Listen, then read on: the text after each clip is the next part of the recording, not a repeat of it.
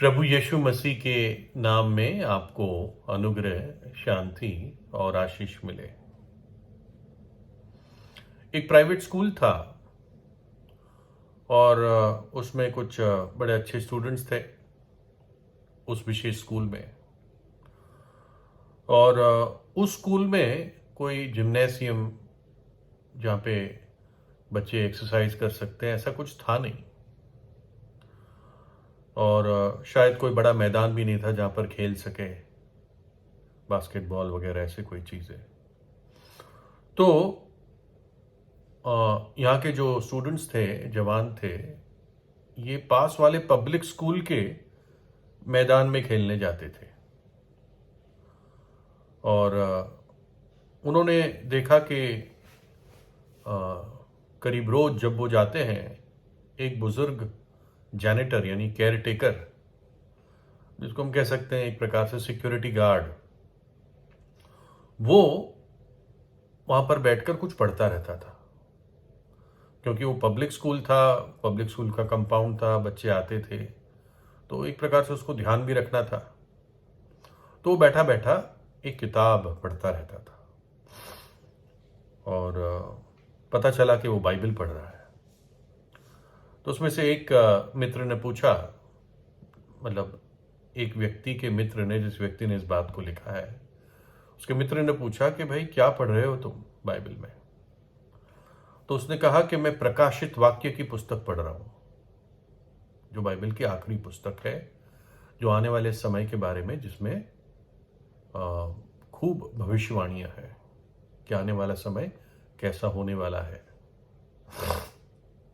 तो वो जो मित्र था बड़ा अचंभित हुआ, क्योंकि ये एक आसान पुस्तक नहीं है समझने के लिए। तो उसने पूछा कि भाई साहब, आप इसको समझते भी हैं जो पढ़ रहे हैं? उसने कहा हाँ हाँ, मैं समझता हूं। तो उस मित्र ने पूछा, तो अर्थ क्या है इस पुस्तक का? तो वो जो गार्ड था उसने कहा, मुझे इतना मालूम है कि इस पुस्तक का जो आखिरी संदेश है और मुख्य संदेश है, वो यही है कि आखिर में यीशु ही जीतेगा, यीशु ही विजेता होकर निकलेगा।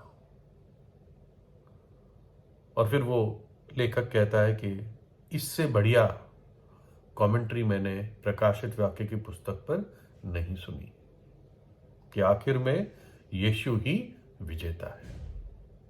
ऐसा क्यों है? ऐसा क्यों है? आज ऐसा दिन है जब शैतान राज करता है। आपको कैसे मालूम, या मैं कैसे कह सकता हूं कि शैतान राज करता है? कि वो इस संसार का राजकुमार बन गया है, क्योंकि बाइबल इस बात को कहती है। पहली चीज। दूसरा, मैं ऐसे दुष्ट राजकुमार जो संसार पर राज कर रहा है, उसके परिणामों को मेरे चारों ओर देखता हूं, है ना। हर जगह घिनौनापन अब फैल गया है। लोगों की कोई भी नैतिक वैल्यूज नहीं रही है। गंद ही गंद है हर जगह। लड़ाई झगड़े हैं, क्राइम है।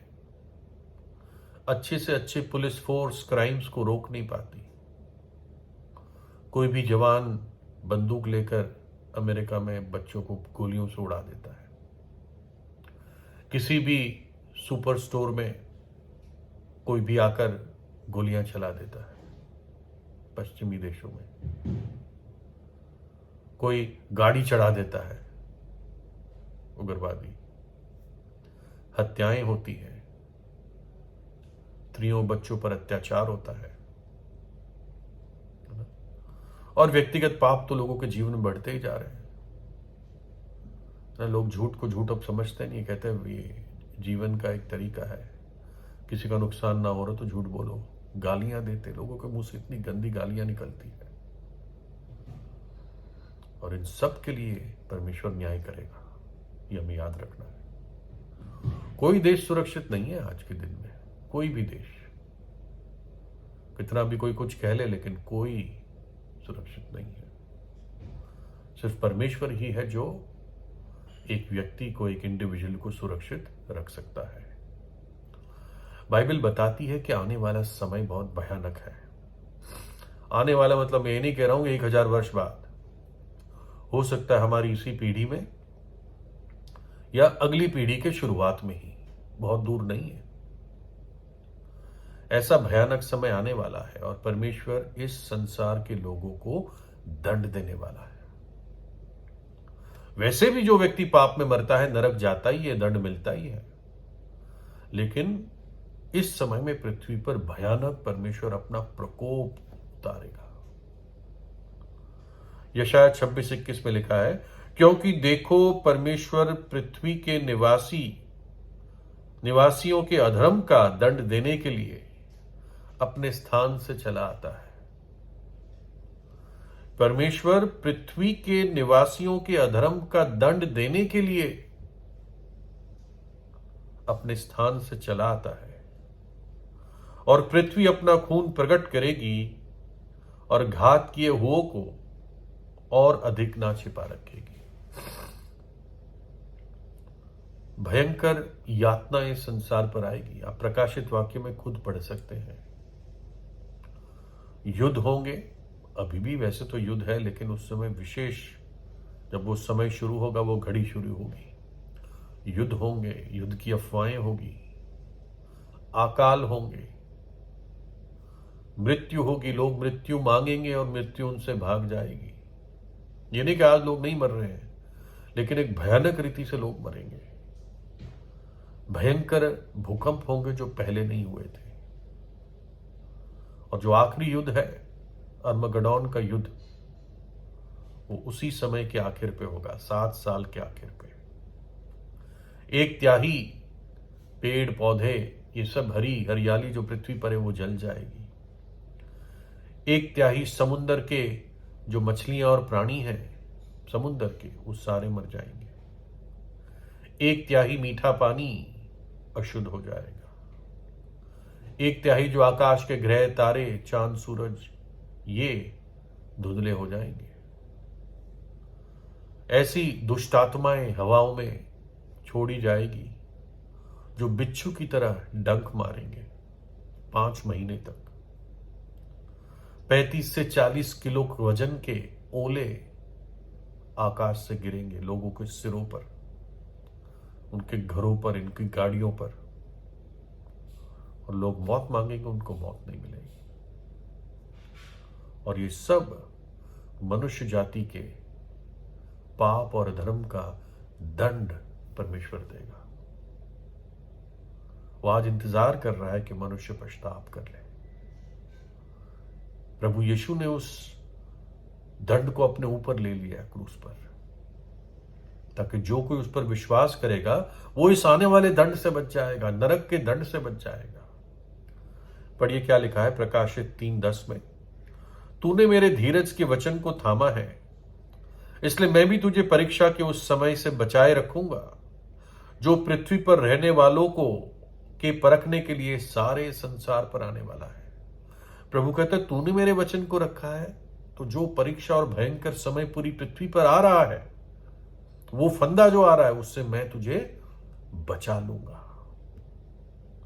फिर 1 थिस्सलुनीयों 1:10 में लिखा है, और उसके पुत्र, परमेश्वर के पुत्र के स्वर्ग पर से आने की बाट जोते रहो, जिसे परमेश्वर ने मरे हुओं में से जिलाया, अर्थात यीशु की, जो हमें आने वाले प्रकोप से बचाता है, जो हमें आने वाले प्रकोप से बचाता है। जो उस पर विश्वास करता है वो नाश ना होगा।